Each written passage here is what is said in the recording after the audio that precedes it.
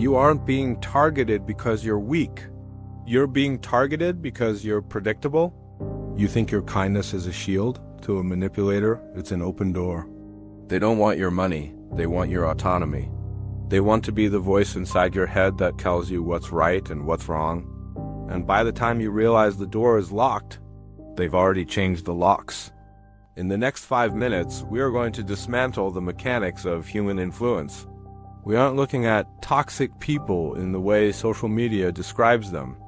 We are looking at the logic of power. If you've ever felt like you're losing yourself to someone else's needs, this isn't a video. It's an exit strategy. Most people think manipulation starts with an insult. It doesn't. It starts with a hypervalidation. Imagine a mirror. A manipulator stands in front of you and reflects your deepest desires back at you. If you feel misunderstood, they become the only person who truly gets you. If you feel unappreciated, they become your biggest fan. This is the love bombing phase, but in a strategy context, we call it the anchor. They anchor your happiness to their presence. They make themselves the source of your dopamine. Why? Because you cannot control someone who doesn't need you. They create the need first. Check yourself right now. Do you have a hero complex? Do you feel the need to fix people?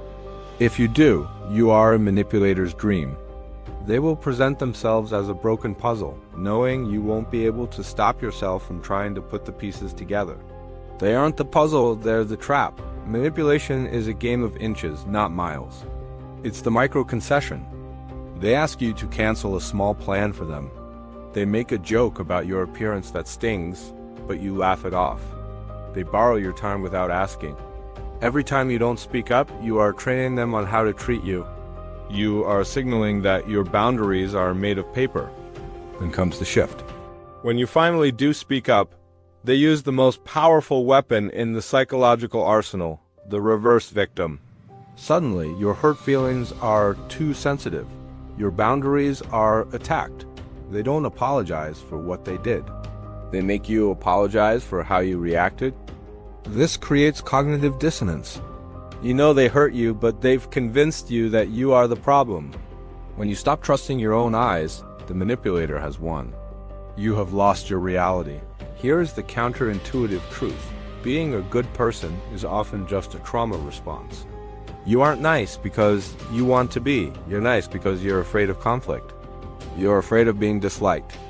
You're afraid of the silence that follows a no. Manipulators don't use evil to control you. They use morality. They use phrases like, after everything I've done for you, I thought you were a loyal friend. If you really cared, you would. They are weaponizing your own ethics against you. They are using your conscience as a leash. To break free, you have to accept a dark truth. To a manipulator, your integrity is just a handle they can pull. So, how do you fight a ghost? You don't fight.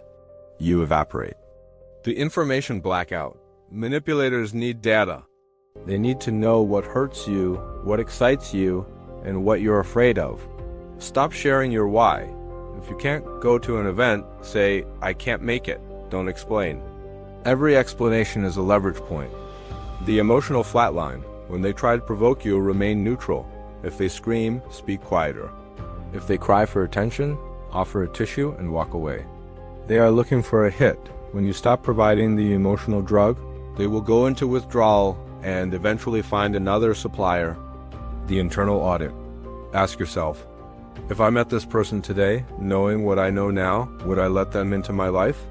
If the answer is no, why are they still there? Loyalty to a mistake is just self-destruction. The world is not divided into predators and prey. It is divided into those who own their own frame and those who live in someone else's. Manipulation only works in the dark.